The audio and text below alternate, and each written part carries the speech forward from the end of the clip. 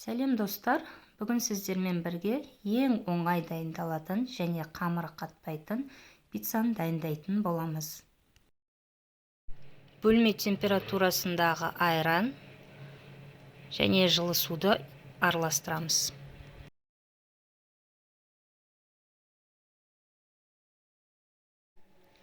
Тұз, қант, ашытқы, жұмыртқаны салып араластырып аламыз.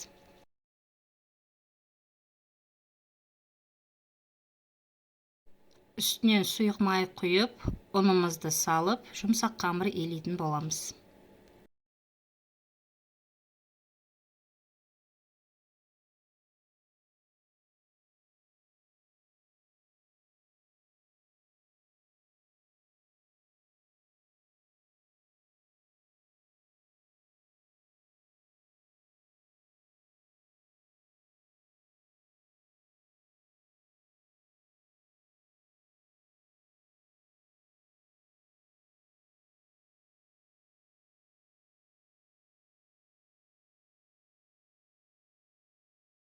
Қамырымыз дайын, пищевой пленкамен орап, жарты сағатқа демалтырып қоямыз.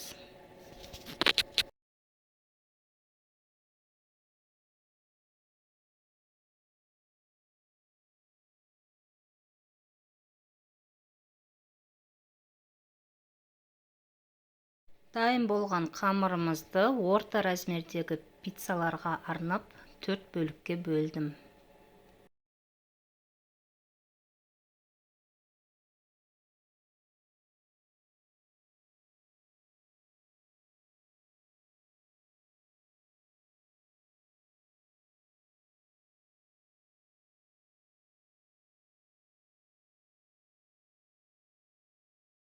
Қамырды жұқа етіп жайып аламыз.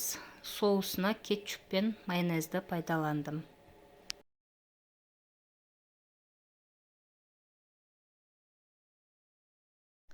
Салмасына өз қалауыңызша заттарды қоссаңыз болады.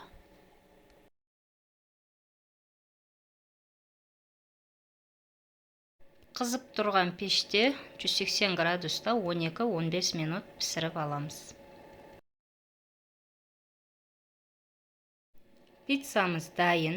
Егер сіздерге рецепт ұнаған болса, лайк басып тіркелуді ұмытпаңыздар. Сіздермен болған Динара, келесі видеода жолыққанша.